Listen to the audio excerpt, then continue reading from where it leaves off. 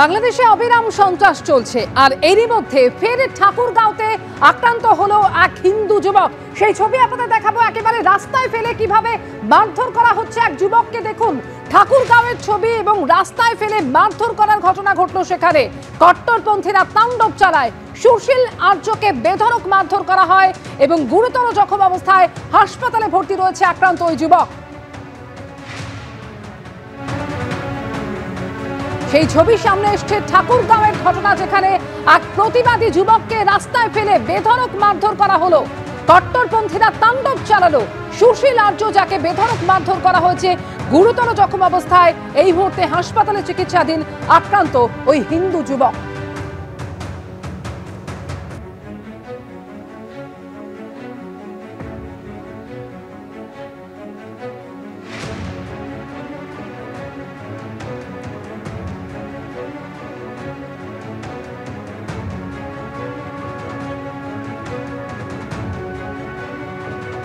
একেবারে যে ছবি আপনাদের সামনে রেখেছিলাম, ঠাকুরগাঁওয়ে আক্রান্ত হিন্দু। বাংলাদেশে কোথায় গণতন্ত্র? হিন্দু হলেই অবিচার সামনে আসছে, অর্থাৎ একের পর এক হামলার ঘটনা সামনে আসছে। এমনকি সন্ন্যাসী চিন্ময় কৃষ্ণ দাস তিনি আইনি অধিকারও পেলেন না এবং এরই মধ্যে যে খবর আসছে 1 মাস তাকে জেলবন্দি থাকতে হবে। জামিন পেলেন না সন্ন্যাসী চিন্ময় কৃষ্ণ দাস। সন্ন্যাসীর হয়ে দাঁড়ানো একের পর এক আইনজীবীর উপর হামলা করা হয়।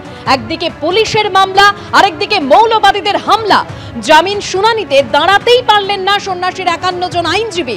আশঙ্কায় 16 সত্যি জামিনের শুনানি পর্যন্ত হলো না সন্ন্যাসীর। আইনজীবী নেই, 1 মাস জেলেই থাকতে হবে সন্ন্যাসী চিন্ময় কৃষ্ণ দাসকে। বিনা বিচারেই আরো 1 মাস জেলে থাকতে হবে সন্ন্যাসীকে। কট্টরপন্থী আইনজীবীদের বয়কট, আইনি অধিকার দিল না সরকারও। টানা আক্রমণ চলছে, কোর্টে আসতেই পারলেন না সন্ন্যাসীর আইনজীবীরা। আইনজীবী না থাকার কারণ দেখিয়ে পিছিয়ে গেল জামিনের শুনানি। 1 মাস পরে 2রা জানুয়ারি চিন্ময় কৃষ্ণ দাসের জামিনের শুনানি রয়েছে। শুনানি না হলেও চট্টগ্রাম কোর্ট চত্বরে কট্টরপন্থী আইনজীবীর বিক্ষোভ।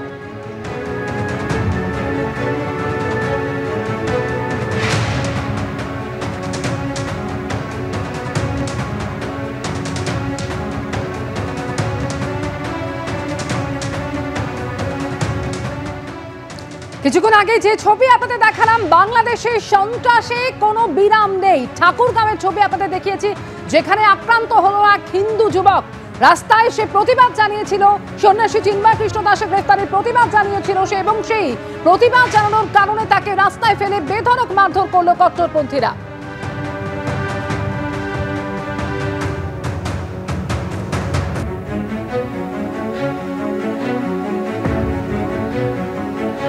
তবে শুধুমাত্র এই ঠাকুরগাঁওয়ের ঘটনাই নয়, গত কয়েকদিন ধরে আমরা দেখেছি বাংলাদেশের বিভিন্ন জায়গায় কিভাবে আক্রান্ত হতে হয়েছে।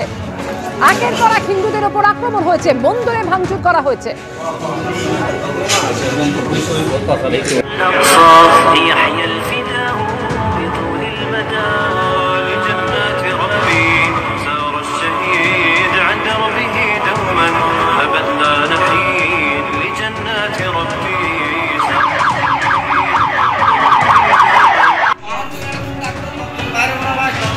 হাজারী লেনের কালীবাড়ি ভাঙা হয়ে গেছে, পুরো ধ্বংস বানিয়ে ফেলছে আমাদের কালীবাড়ি হাজারী লেনের। দেখেন অবস্থা, দেখেন। এই দেশকে আপনারা ভারতের অঙ্গরাজ্য বানাবার জন্য যা করাবার তাই করছেন। অখণ্ড ভারত দেশে আপনি এদেশের একজন নাগরিক হয়ে আপনি এদেশের ক্ষতি কিভাবে করেন বলেন তো? আমি কিভাবে করতে বললাম?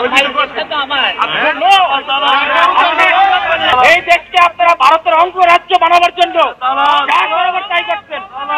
অখণ্ড ভারত দেশে